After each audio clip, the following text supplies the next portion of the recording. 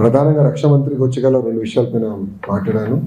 ఎన్సీసీని పెద్ద ఎత్తున ఆంధ్ర రాష్ట్రంలో ప్రోత్సహించాలని మన ప్రభుత్వం నిర్ణయం తీసుకుందని ఆయన తెలియజేశాను. దాంట్లో భాగంగా ఒక డైరెక్టరేట్ ఆంధ్ర రాష్ట్రానికి ఏర్పాటు చేయాలి, ఫ్లయింగ్ స్క్వాడ్ అని కూడా చేయాలని గౌరవ మంత్రి గారిని కోరాను. దానికి అనుకూలంగా ఆయన స్పందించారు. అంతేకాకుండా డిఫెన్స్ మ్యానుఫ్యాక్చరింగ్లో పెద్ద ఎత్తున ఆంధ్ర రాష్ట్రాన్ని ప్రోత్సహించమని ఒకటి కోరాను.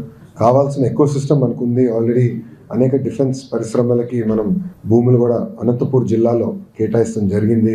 అదొక డిఫెన్స్ హబ్గా ఏర్పాటు చేసే అవకాశం ఉంది.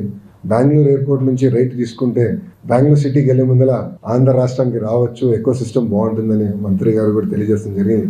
అది కూడా ఆయన పరిశీలిస్తారని హామీ ఇచ్చారు. దాని తర్వాత విద్యాశాఖ మంత్రి గారిని స్పష్టంగా గత 5 సంవత్సరాల్లో ఆంధ్ర రాష్ట్రంలో ఉన్న ప్రభుత్వ పాఠశాలకు చాలా అన్యాయం జరిగింది. కేంద్ర ప్రభుత్వం ఇచ్చిన నిధులు సకాలంగా మనం వాడుకోలేకపోయారు. ఆంధ్ర రాష్ట్రం ఇవ్వాల్సిన మ్యాచింగ్ గ్రాంట్లు కూడా ఇవ్వలేదు. దానివల్ల నష్టపోయాం, ప్రాజెక్టులు ముందరికి వెళ్ళలేదు. ఆ నిధులు మీరు క్యాన్సిల్ చేయొద్దు, మేము పూర్తి చేస్తామని కూడా మంత్రి గారికి హామీ ఇచ్చాం. రాబోయే సంవత్సరాల ఎలకేషన్స్ ఆంధ్ర రాష్ట్రానికి పెంచమని కోరాను.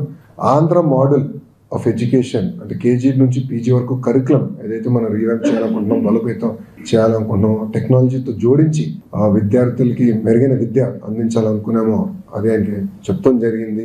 ఆయన కూడా ఇమీడియట్గా ఆయన టీంతో కలిసి ఆంధ్ర రాష్ట్రానికి వస్తానని హామీ ఇచ్చారు.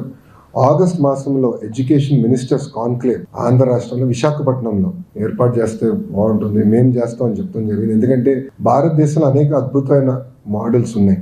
అన్నిటి దగ్గర నుంచి మంత్రులు మేము అందరూ నేర్చుకోవాల్సిన అవసరం ఉంది. సో టెక్స్ట్ బుక్స్ విషయంలో మేము మహారాష్ట్ర నుంచి నేర్చుకున్నాం.